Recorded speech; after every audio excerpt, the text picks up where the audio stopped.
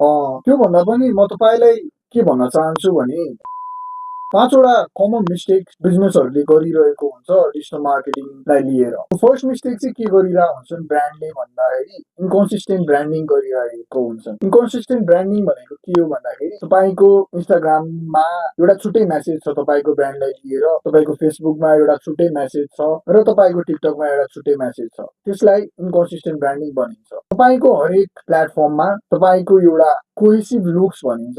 Cohesive looks भन्नाले तपाईँको लोगोको कलरदेखि लिएर तपाईँको ब्रान्डको फन्ट्सहरूदेखि लिएर तपाईँको मेसेज हरेक सोसल मिडिया प्लेटफर्ममा कन्सिस्टेन्ट हुनुपर्छ। दोस्रो मिस्टेक के गर्छन् ब्रान्ड्सहरूले भन्दा इग्नोरिङ एसइओ। एसइओलाई इग्नोर गर्छन्। आफ्नो कन्टेन्ट्सहरू एसइओ फ्रेन्डली बनाउँदैनन्। सो तपाईँले यदि बेसिक अफ एसइओ सिक्नुभयो र त्यो टेक्निक्स युज गर्नुभयो भने you can increase your visibility. Third mistake भनेको के हुन्छ भन्दा failing to engage, not engaging with your customers. तपाईँको कस्टमर्सहरूसँग तपाईँ इन्गेज गरिराख्नु भएको हुन्न। उनीहरूले कमेन्ट गरिरहेको हुन्छ तर तपाईँले कमेन्टको वास्ता गर्नु हुँदैन। त्यसकारण तपाईँले हरेक मेसेज हरेक कमेन्ट्सहरूलाई रिप्लाई गर्दै त्यही अनुसारको इन्टरेक्टिभ कन्टेन्ट्सहरू बनाउन सक्नुहुन्छ। अनि फोर्थ मिस्टेक के गर्छन् भन्दाखेरि नेग्लेक्टिङ एनालिटिक्स। एनालिटिक्स मात्र यस्तो कुरा हो जुनले चाहिँ तपाईँको बिजनेसमा के चलिरहेको छ र के चलाएको छैन भनेर तपाईँलाई मजाले खुलस्त रूपमा तपाईँले डाटा हेरेर त्यही अनुसारको रिजल्ट्सहरू पाउनुहुन्छ र त्यो अनुसार तपाईँले तपाईँको ब्रान्डको लागि कुन मेसेज कुन कन्टेन्ट चाहिँ चलिरहेको छ भन्ने थाहा पाएर त्यही अनुसारको तपाईँले आफ्नो कन्टेन्टहरू क्राफ्ट गर्न थाल्न सक्नुहुन्छ। र फिफ्थ मिस्टेक भनेको